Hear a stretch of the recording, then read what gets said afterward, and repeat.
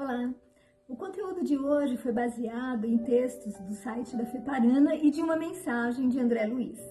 E nos relata que um homem estava no velório de uma colega de trabalho. Ela era uma pessoa muito querida, tanto que todos os seus colegas e amigos familiares lotavam aquela capela. Não havia lugar para mais ninguém. E todos silenciosos oravam em sinal de respeito. E aí ele ficou por um tempo na sala, na capela, e depois resolveu percorrer as outras capelas. Havia mais duas. Entrou na primeira, também tinha um número considerável de pessoas e todas oravam e estavam em silêncio, respeitosamente. Ele também assim procedeu. Num canto da porta ali, também fez as suas orações por aquela pessoa. Depois ele foi para outra capela e lá ele ficou muito surpreso, porque só havia 3 pessoas. E ele pensou, provavelmente estão aguardando os familiares que devem vir de outras cidades, de outros estados, né? Mas que diferença, né, do velório da minha amiga e desse senhor, né? E os amigos dele, os colegas de trabalho, os vizinhos, onde estão? E pensando nisso, ele senta-se ao lado de uma senhora que estava ali com o olhar absorto, né?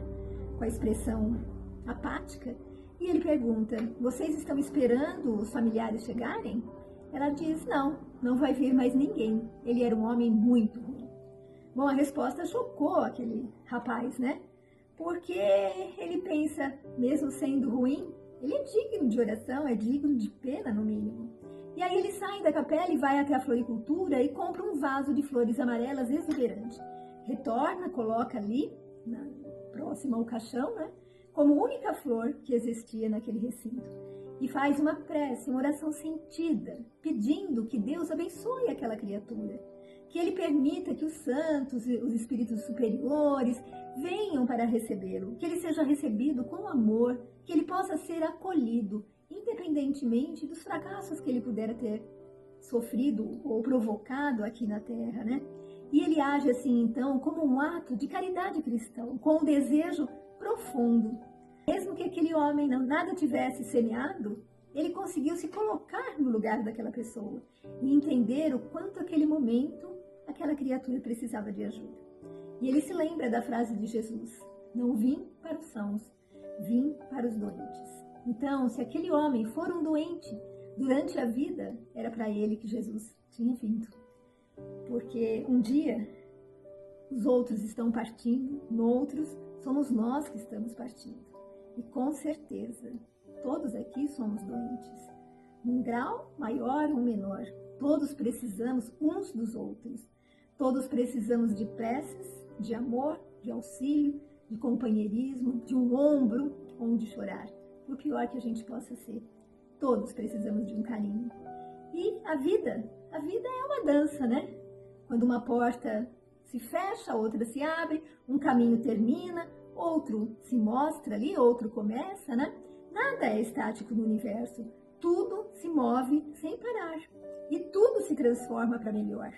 Inclusive e principalmente as criaturas humanas. E aí diz assim, habitue-se a pensar dessa forma. Tudo que chega é bom, tudo que parte também.